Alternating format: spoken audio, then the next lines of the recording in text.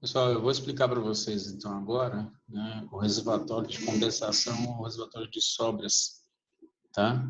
É, é uma situação bastante utilizada em sistema de distribuição de água e a ideia então, como vocês vão ver na figura aqui, é ligar um reservatório principal, um reservatório de sobras. Mais do que isso, na verdade, né? Então a gente tem à esquerda aqui vocês podem notar o R1, né, um reservatório 1. À direita, vocês podem notar um reservatório 2. Aqui tem várias linhas que eu vou explicar para vocês o que são essas linhas, né, como interpretá-las. E aqui embaixo, né, a gente tem a situação de o que seria propriamente dito aqui uma vazão QN, né, mas seria propriamente dito aqui uma saída para um sistema de abastecimento. Então, aqui seria uma representação simples, né, do que seria essa tubulação principal, né, que seria então a responsável por distribuir a água para depois uma tubulação secundária, né, e para residências depois da tubulação secundária, fazendo então, né, com que esse sistema pudesse, a gente pode imaginar aí, né, o uso dele numa situação de um bairro, né, uma zona, digamos, né, da cidade, como a gente tem aqui em Poços, por exemplo, né, só para citar algum exemplo, Zona Sul, ou como, né, dependendo do tamanho do porte da cidade, então pode ser a cidade toda, ou pode ser então um bairro ou uma região daquele bairro, daquela cidade, tá? Então, então, na verdade, isso aqui seria uma situação de atendimento de parte da população ou da população toda, dependendo do tamanho e do porte tanto da cidade quanto, obviamente, dos reservatórios. Mas então a gente teria o reservatório 1, né, identificado aqui como R1, levando água para R2. Esse reservatório 1 é conhecido como reservatório principal. Esse reservatório 2, que é conhecido como reservatório de sobras ou compensação. E como a gente vai analisar, então, essa situação, o que esses reservatórios podem, né, do ponto de vista hidráulico, ser estudado, ser discutido, então, essas questões conceituais. Então, vamos lá. Nós temos aqui uma situação onde eu vou colocar para vocês, né, um raciocínio, e a partir desse raciocínio eu vou ilustrar para vocês aqui o que acontece em cada situação. Se vocês notarem aqui, a gente tem uma linha, né, uma linha M, B, N, que eu estou aqui ilustrando, né, marcando aqui, passando por cima aqui da linha anterior, tracejada, é uma linha vermelha. Essa linha aqui, essa situação, ela ocorre quando? Tá? Ela ocorre na seguinte situação. Vamos aqui. Olhando aqui embaixo, então, para essa vazão QN, a vazão derivada para uma rede de abastecimento, né? Essa linha MBN acontece quando? Acontece quando o registro estiver fechado aqui embaixo. Ou seja, se eu não tenho água, né? Se eu não tenho água saindo aqui embaixo, ou seja, se o registro estiver fechado, então o que acontece, na verdade, é essa linha MBN. Por princípio de vasos comunicantes, o nível do reservatório 1 estará ligado ao nível do reservatório 2. Tá. E aí, mas o que significa essa peça aqui no meio, então? Isso aqui é o piezômetro, né? O piezômetro vai mostrar para a gente qual é a pressão, tá? A pressão acima daquele ponto da derivação. E o ponto da derivação aqui está representado pelo ponto A.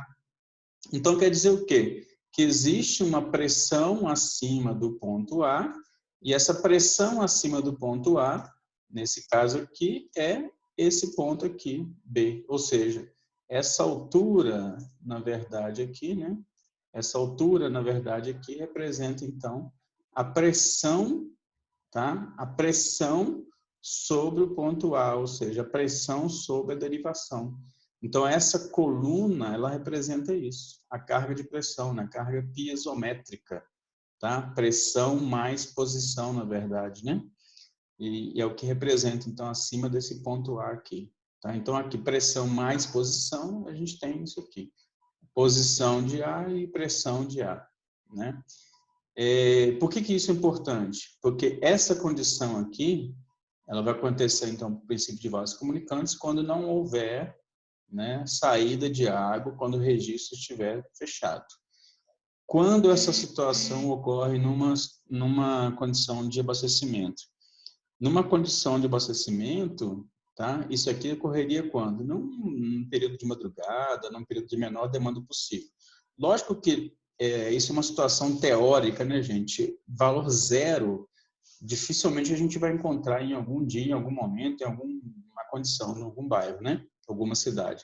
Mas é muito próximo dele. Então, é só para vocês terem ideia que, teoricamente, se estiver totalmente fechado, o valor da pressão seria esse aqui, então, correspondente justamente à união, né, dos reservatórios 1 e 2, ou seja, ligando o ponto na reta aqui MBN, né, ligando, então, o reservatório 1 superior ao reservatório 2. Tá? Então, isso do ponto de vista de pressão, né, de linhas piezométricas, lembrando que o piezômetro, ele te permite, né, para você traçar uma linha piezométrica, você precisa das cotas, né, a carga de pressão e posição, ou seja, P sobre gama mais Z, tá? Você precisa dessas duas informações, e com essas duas informações você traça, então, a linha piezométrica, né? Ou a cota piezométrica, que seria a soma das duas componentes, pressão mais posição. Então, isso do ponto de vista aqui, né, de traçado da linha piezométrica, seria essa linha MBN. Mas o que representa, então, em termos de escoamento? Tá? Em termos de escoamento, representa o seguinte, quer dizer que a água, né, ela sai do reservatório 1, tá? Como o sistema está fechado aqui embaixo, ela vai direto para o reservatório 2. Então, ou seja, eu tenho aqui uma situação onde está fechado aqui embaixo, né? Então, eu saio do reservatório, a água sai do reservatório 1 e vai direto para o reservatório 2. Então, nessa linha MBN, né, no ponto B aqui, seria a carga de pressão acima de A, que vai atingir até a indicação aqui, que é o ponto B, indicando, então, que a vazão aqui embaixo é nula, tá? A vazão aqui embaixo é nula. E para a vazão nula, a gente tem a pressão máxima nessa situação que é no ponto B. E o que acontece, então, com o escoamento? O reservatório 1 abastece o reservatório 2. O que acontece em termos de vazão? A vazão que passa no primeiro trecho é igual à vazão que passa no segundo trecho, né? Como é que eu calculo a perda de carga aqui, seja pela equação universal, seja pela equação de Arrhenius? Eu vou considerar aqui, né, no primeiro trecho, comprimento 1, D1, F1 ou C1, né? Vazão 1, que no caso aqui é igual da vazão 2, para essa situação que eu estou comentando agora, e a perda de carga no trecho 2, L2, D2, né, vazão 2 e F2 ou C2. Tá? Então, é essa condição aqui, né, o primeiro caso onde a linha MBN está representada, a vazão que passa pelo trecho 1 é igual à vazão que passa pelo trecho 2, a pressão chega ao ponto B, que na verdade sobre o ponto A eu tenho toda essa coluna aqui de A até B, e então quer dizer que a pressão nessa condição, a pressão sobre o ponto A é máxima para uma vazão mínima. Então tudo isso é conceito, tá? Qual a outra condição agora? Começou a haver escoamento aqui, né? Começou a haver escoamento aqui.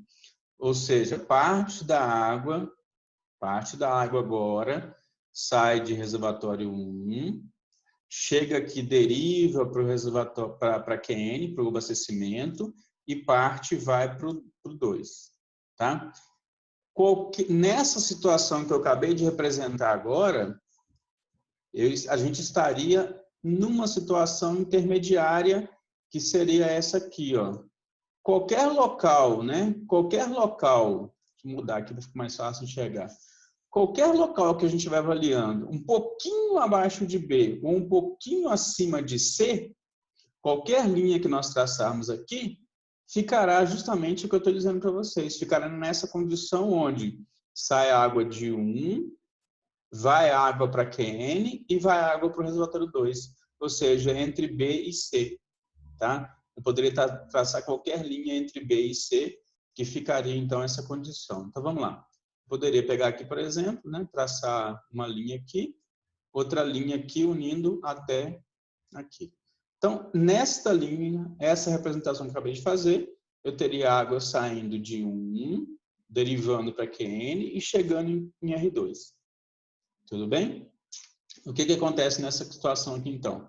Quer dizer que eu abri um pouco o registro e começou, né, a baixar a pressão. A pressão sobre o ponto A, ela foi reduzida porque eu converti parte da carga de pressão em carga cinética. Tá? Agora, o que acontece? A vazão que passa no primeiro trecho, vai ser igual à soma da vazão que sai de QN mais a vazão do segundo trecho. Ou, em outras palavras, né? A vazão que passa no segundo trecho vai ser igual à vazão que passa no primeiro trecho, menos a que foi derivada para QN, menos a que foi para a rede de abastecimento. Então, essa seria uma situação intermediária entre B e C, onde eu comecei a abrir o registro. Tá? Vamos continuar aqui. Vai chegar num momento entre B e C que nós estaremos exatamente em C. Estando exatamente em C, acontece uma situação já diferente. Que situação diferente que é essa? A água sai do reservatório 1 e vai direto para o reservatório QN, né? Para abastecimento QN, melhor dizendo. A água não chega, tá? A água não chega ao reservatório 2, não chega, não passa água para 2. Por quê? Porque a gente tem aqui agora, ó, C no mesmo nível de reservatório 2, mesmo nível aqui de N, ó, reservatório 2. Ou seja, a água, então, né, ela nem vai para o reservatório 2 e nem volta de 2. Está exatamente no mesmo nível. Então, R1 aqui agora vai conduzir toda a vazão que passa no primeiro trecho para QN. Tá? A pressão sobre o ponto A é equivalente a essa altura de A até C. Então, vocês observem que o piezômetro ele já baixou. Por quê? Porque eu estou aumentando a vazão QN. Né? Se eu estou aumentando a vazão QN, a vazão que sai aqui embaixo, então quer dizer que está reduzindo a pressão. Nesse caso aqui, no limite do ponto C, não vai água para o reservatório 2. Tá? A água deixa de ir para o 2, contribui tudo para cá. Então, qual que é a perda de carga aqui? A perda de carga no primeiro trecho, né? Perda de carga no primeiro trecho é L1, D1, vazão 1, né? A vazão, na verdade, F1 ou C1, e assim a gente consegue calcular, então, a perda de carga aqui. Toda vazão que passa por aqui, ela vai direto para QN. Ok? Outra situação agora. Saiu de C e passa para E. Ou seja, entre esses valores, na verdade, né, no limite um pouco abaixo de C, um pouco abaixo de E, acima de E, desculpe, a gente tem, então, uma linha que, na verdade, né, poderia ser representada aqui, ligando esses pontos aqui. Qualquer ponto aqui seria na situação dessa, entre esses dois valores, ou até mesmo, nesse caso aqui, nem precisa fazer o que eu estou fazendo, né? Já tem uma reta aqui, ó, melhor dizendo, uma reta aqui, né? Um MEN, aqui já é suficiente para explicar para vocês. Nesse caso, o que vai acontecer, gente? Tem água saindo do reservatório 1, tem água indo para para QN, para abastecimento, e está acontecendo o que agora, né? Olha só, como essa cota aqui, tá? a cota mais pressão, a cota piezométrica aqui, é menor do que o nível de R2. Então, agora, o que acontece? Agora, a água sai de R2 também e contribui com o QN. Ou seja, em outras palavras, a vazão que sai em QN é a soma da vazão que passou no trecho 1, mais a vazão que passou no trecho 2. Então, agora, a água ela sai de R1 e vai direto para QN, e também sai de R2 e vai direto para QN. Então, a QN é a soma da vazão do trecho 1 mais a vazão do trecho 2. Onde é que está a carga piezométrica? Ela está um pouco abaixo do ponto C, né? Como está representado aqui no ponto E. Então, a pressão acima de A é de A até E. Se eu souber a cota, eu tenho a cota piezométrica, né? Que a gente chama de PB sobre gama mais E. A gente chama de cota piezométrica. Então, nesse caso aqui, a gente tem, nesta condição, a pressão, né, acima é a correspondente de A até E, representa então a pressão acima do ponto A. Essa coluna de A até E representa a pressão acima do ponto A. E eu posso chamar também de cota piezométrica, né? Ou seja, PB sobre gama mais E, esse ponto E aqui. Tá? Então, a água saindo de R1, saindo de R2, a soma das duas vindo para QN. Essa é a situação. Qualquer situação intermediária de C até A poderia ser representada aqui, então, pela reta MEN. Eu poderia ir baixando aqui o E, né? Baixando esse ponto E, se eu estiver aumentando essa vazão aqui. Então, se eu vou aumentando essa vazão, eu estou baixando esse ponto E cada vez mais. Estou trazendo esse ponto E mais próximo do ponto A. No limite, a gente teria a seguinte situação. No limite, nós teríamos a seguinte situação.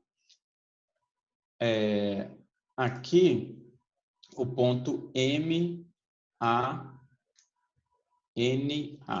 ou seja, a ligação da reta, melhor dizendo, né?